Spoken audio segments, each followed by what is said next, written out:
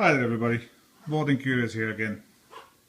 I figured I'd look at my, I do a video on my CZ75 SPO1 shadow target after a year and a half of hard use. I use this gun almost exclusively for local IDPA matches. There's a sort of a practical shooting league I shoot almost every Tuesday. And did a couple of matches over the summer, a couple of IDPA matches. Overall, I'd say I'll probably put about 6,000 rounds through it and load every one of them. I mean, there's not a whole lot of bad to say about this gun. After a year and a half of use and abuse, because I'm not exactly gentle to it, you can see a little wear. That's a holster wear mostly, so that's kind of to be expected. And I have a little, see the shiny spot over there? That's about the only blemish I have on the gun. The skateboard tape kind of peels back over here. Got to put a little crazy glue. But other than that, the magazines, even with the plastic base, they still work fine. You can tell they beat up, but I had no issues with them. I think I only cleaned them once. Only real issue I had with the gun was the front sight.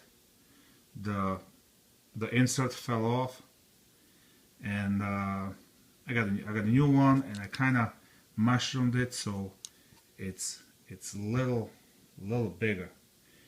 For some reason, it's not as fine as one on my 75 TS. Let me show you what I mean. Okay, here's the 75 TS. Okay, the front sight, and here's it's kind of hard to pick up on a camera, but just by eye, you can see it's so much finer on the TS, and it's the same size insert. So I don't know why, but if somebody has a better idea what to do with that, let me know. I mean, you can tell I mushroomed it a little bit at the end. That helped. That made it a little bigger. Picks up the light, but still not as fine as my TS. Other than that, I haven't done a damn thing to the gun. I clean it once in a while. That's about it. Like I said, the magazines are working fine. The one thing I did find out, I got a Baby Eagle magazine. Somebody gave it to me, and it turns out they work just fine in a 75. I actually like them a little better because, as you may know, I live in New York. We have a 10-round mag.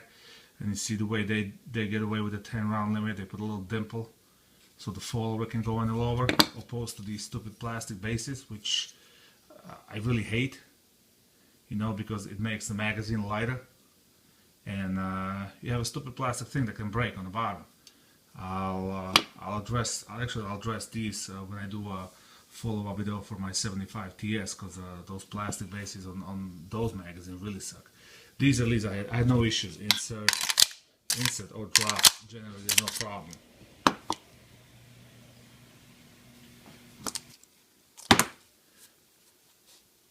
Trigger on this thing is awesome as you can tell from my original video. Nice smooth single action, double action.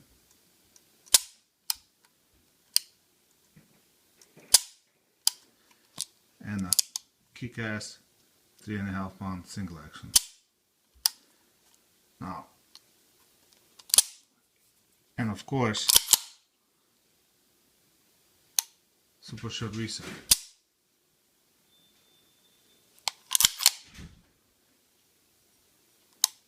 Super short reset. It just puts a smile on my face every time I do it.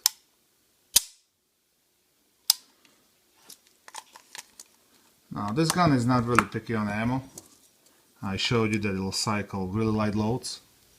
Now this is the bullet I shoot primarily. It's 135 grain cast bullets, moly coated with high-tech coating. I cast them myself.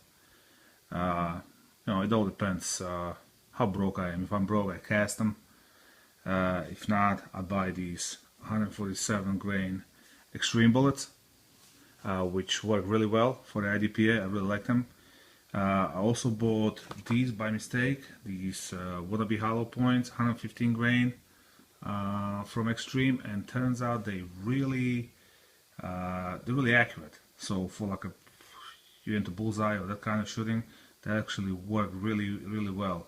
For the action sports, I found the 147s accurate enough, and recoil is really not that big of a factor because the gun is so heavy, but still, it's just the gun kind of pushes back at you instead of